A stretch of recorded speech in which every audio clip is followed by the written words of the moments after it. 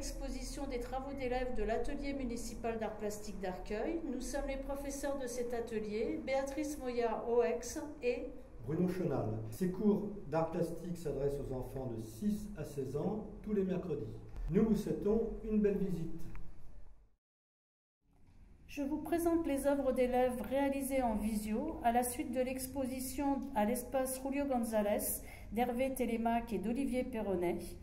Ces œuvres ont été réalisées à partir de filtres à café et de café soluble, jus de betterave ou autres matériaux sur le thème du jeu. Toujours en visio, ici pour cet espace, clin d'œil à Picasso, par la réalisation de portraits profil et face en utilisant diverses techniques, collage, crayon de couleur, feutre. Alors ici, c'est l'exercice des lettres qui tournent. Chaque début d'année, on travaille sur le prénom de l'enfant. Des enfants, ça permet comme ça de faire connaissance. Et puis on essaie de trouver des exercices amusants, à chaque fois un peu différents. Alors il s'agit de noter la première lettre de son prénom presque au centre d'une feuille carrée. Elle peut être ronde, mais enfin bon, carré c'est pas mal. Et ensuite on fait tourner la feuille d'un quart de tour. On note la deuxième lettre qui va toucher la première lettre au moins en un point. Et ainsi de suite jusqu'à ce que la feuille soit totalement remplie. Alors chaque année, on fait un peu de terre. Moi j'appelle ça de la terre. J'appelle pas ça, je sais pas.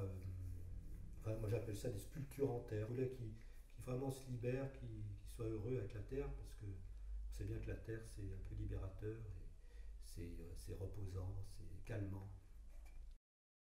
Donc je leur ai donné un sujet libre.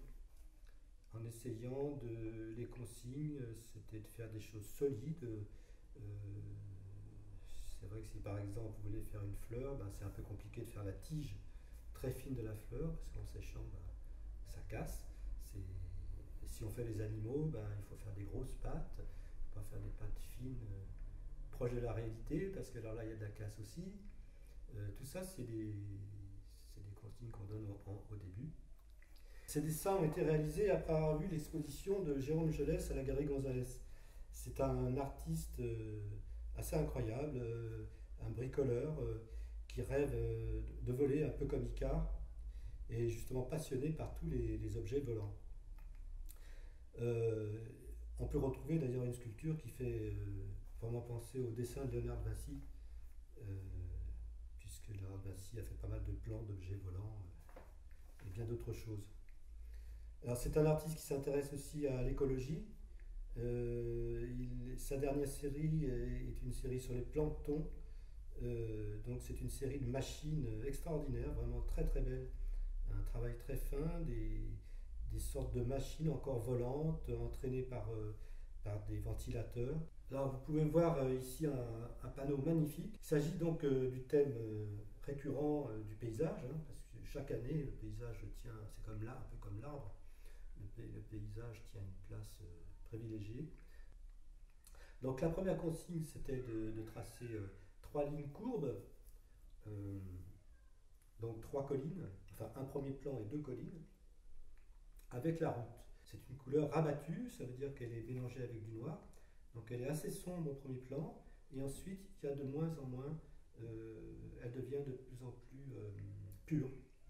Voilà. Ensuite, eh bien, les enfants peuvent tracer des maisons, des objets, enfin tout ce qu'ils veulent, des personnages. Donc c'est un travail sur le paysage, sur les couleurs complémentaires et un travail d'imagination. Alors les adolescents ont aussi réalisé, comme les plus jeunes, un travail sur leur prénom. Pour eux, avec eux, je les laisse plutôt libres en début d'année. À cet âge-là, on aime beaucoup la perspective, donc les lettres leur permettent de se faire plaisir. Et puis moi, ça me permet aussi de leur apporter des premières petites notions de perspective. Alors un autre exercice, c'est un exercice sur le confinement, c'est d'après une peinture de Magritte qui s'appelle La chambre d'écoute, où on voit une pièce avec une grosse pomme qui tient à l'intérieur. C'est une peinture très surréaliste. Comme le confinement était quelque chose, justement, je trouve, d'assez surréaliste pour tout le monde, j'en ai profité pour leur donner cette idée. Donc ils ont pu remplacer la pomme par toutes sortes d'autres objets. Une élève a placé une clé, une autre une tasse, une autre une corbeille avec des fruits. Une autre élève a apporté une toute petite tortue, parce que je leur avais dit d'apporter des objets qu'ils aimaient bien. D'autres ont apporté des billes en verre, un autre n'avait pas trop d'idées, alors je lui ai proposé un citron, une autre encore une boule de bowling. Voilà, puis une punaise, enfin, il y a eu pas mal de choses assez diverses.